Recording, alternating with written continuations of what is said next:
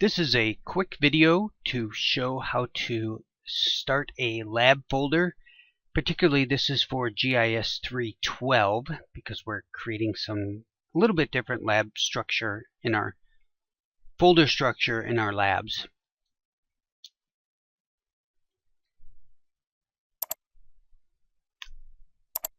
I've got my computer open and I've navigated to my USB drive, and I have no directories. So on this folder I need to create some directory. We'll call this one GIS 312 directory. I'll open that directory, create a new folder, GIS 311 labs. Open up that labs folder, create a new folder, lab 2. Remember, this is the house for all things lab 2. And within lab 2, that's where I create my user ID folder. This is my lab directory, mine. And I say mine with emphasis because it's GWL GIS and it's my user ID.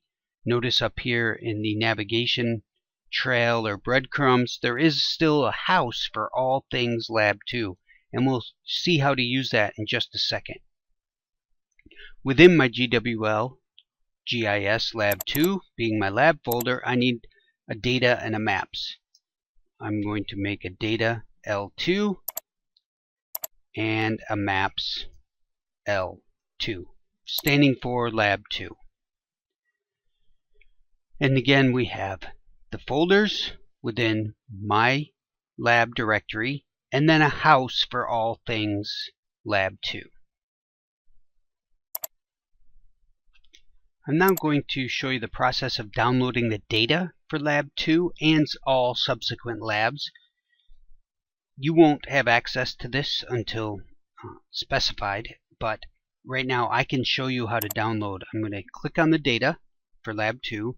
I'm going to save the file, and the window that I get, I need to navigate, of course, to my drive where I just created my directory, my labs, my lab 2.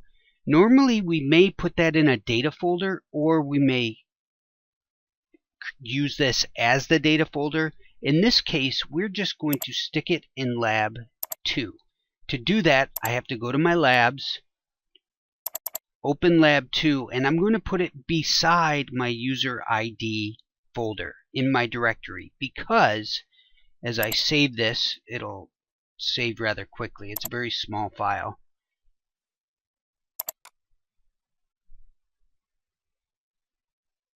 Now that it is in lab 2, what's going to happen is we're going to zip up the user ID folder and submit it to Catalyst. By keeping this data zip file out, we prevent unnecessary uploading of, in this case, 273 extra kilobytes. And when you add more data to this, you'll have a bunch of data in this lab 2 house, but we're going to later on in this lab, we're going to import the data into the lab folder. The whole moral to the story is we'll have less to upload because we're not putting duplicate data into our data folder, because we're just zipping up the user ID folder.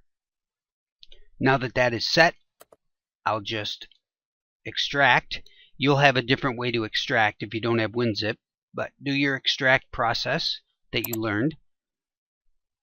And I ended up with the lab 2 data. And in the lab 2 data, you see the data. Just remember where that is. It is in what's called lab 2 data. And that's enough on that for now. Don't get confused. We're still just zipping up the GWL GIS, or otherwise known as user ID. I'm going to minimize that and come back to an open ArcMap window. This is the brand new information. Within ArcMap, we need to create a geodatabase. And we're going to do that in ArcCatalog. I've got my ArcCatalog over to the right. You may have yours elsewhere. If it's not over here on the right, you can go to Windows and go to Arc Catalog, or open it up, and then this little guy, remember this auto excuse me, auto hide. So I'm going to open Arc Catalog, and I need to navigate to my Lab 2 folders. First, I start with folder connections, and I do not see 312 in my folder connections. Therefore, I'll need to click Connect to Folder to create a new connection to my folder. I'm going to navigate to my F drive, which is Lund Greg. This is where I created my directory. And in this case, I'm going to do what I've showed you in 311, and that is just stop on your user ID folder, because that is going to help us navigate to it more easily. And in fact, let me take that back. Let's just go to Lab 2, which will make it easier for you to find your information. So we'll go to Lab 2 and then not double click it, but say OK. And this is where the connection is going to be. We're going to see this exactly in here as a connection to a folder. One thing this does is keep it very short so that we don't have to expand this window very much. Notice how these short ones really are easier to see, whereas the longer ones are harder to find. As I said, Lab 2, and say OK, and notice how it shows up right here. I'm going to give myself a little bit more space just to see it, and now I'll shrink it down a little bit, and notice that this slider bar. Within this Lab 2, I can hit the plus, and then there's my lab directory where I'm going to be creating my geodatabase. I click the plus next to data, and of course there is nothing in there. And that's on purpose because we haven't added anything yet. I need to go back to Arc Catalog to continue. In the directions, I tell you to create a file geodatabase, naming it Lab2 Geodatabase, and I tell you to put it in your data L2, or your data folder. And whenever I say data folder, I mean the respective data folder for the user ID lab folder. I right-click, New, and unfortunately, you can just barely see it off to the right, File Geo. I'm going to pause the video and see if I can make this a little bit easier to see. Okay, I'm back to create my geodatabase. Now when I right-click, notice I'm right-clicking on Data 2. Make it even easier to see. Data L2, New, File, Geodatabase. And a new geodatabase pops up. Don't do anything except label your new geodatabase. Lab 2 Geodatabase, and then hit Enter. And it creates a Lab 2 Geodatabase.